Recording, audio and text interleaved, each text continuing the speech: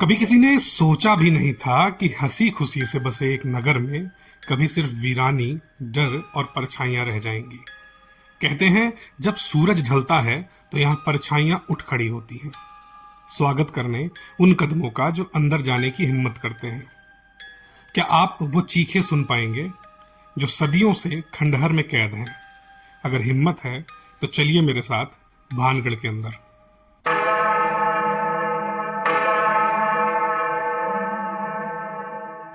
अरावली की पहाड़ियों में छुपा भानगढ़ आज भले ही खंडहर हो, लेकिन कभी एक बसा बसाया स्वर्ग था।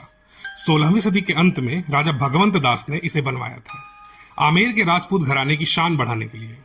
यहाँ सुंदर महल, हर कोने में मंदिर, बाजारों में चांदी और इत्र की खुशबू थी, और शाही किलों की चार दीवारी ने इसे दुश्मनों से बचा रखा था। लोग कहते हैं यहाँ सूरज भी देर से डूबता था, क्योंकि यहाँ की चमक उसे रोक लेती थी।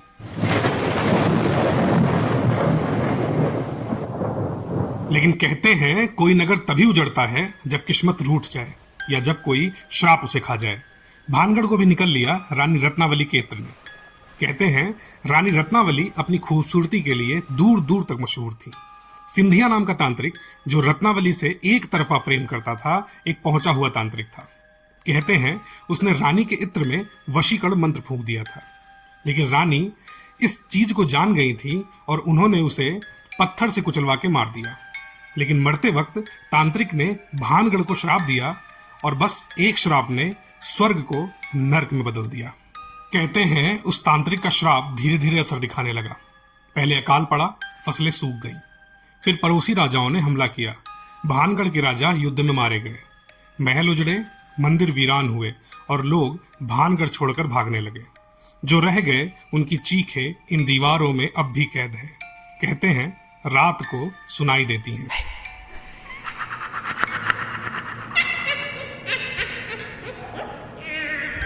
आज भी गांव वाले कहते हैं रात को महल की टूटी खिड़कियों से कोई झांकता है तो कोई अपनी चूड़ियां खनकाता है।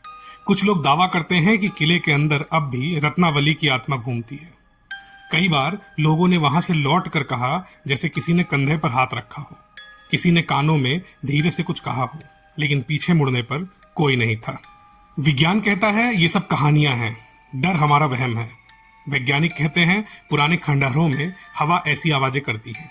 दरारों से निकलती हवाएं कभी कभी इंसानी कानों को उलझा देती हैं। लेकिन सवाल ये है, अगर सब वहम है तो एएसआई ने सूरज ढलने के बाद यहाँ आना मना क्यों कर दिया है? ये सवाल अपने आप में कुछ कहता है। आज भी लोग दावा करते हैं यहाँ रात को रूहों की आवाजें आती हैं, चूड़ियों की खनक, हंसी, चीखे। कुछ अंदर है। रात में कोई इस किले के अंदर जाता है तो लौट कर वापस नहीं आता। अब भानगढ़ एक पर्यटन स्थल भी है। सुबह 6 से शाम 5 बजे तक आप यहाँ घूम सकते हैं।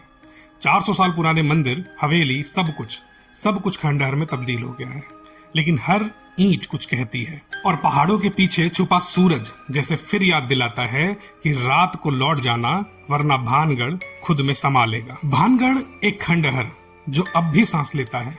सच क्या है? ये सवाल आज भी वहीं खड़ा है, दीवारों पर लटकी पुरानी बेलों की तरह।